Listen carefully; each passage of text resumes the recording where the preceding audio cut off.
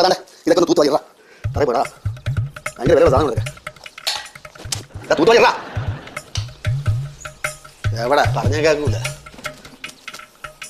എല്ലാം നമ്മൾ തന്നെ ഒറ്റയ്ക്ക് വാരണം എന്താ അയ്യോ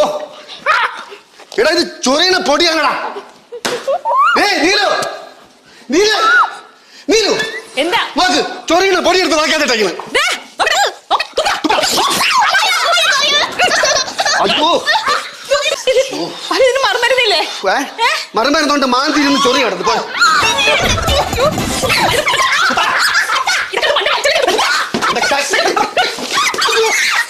അയ്യോ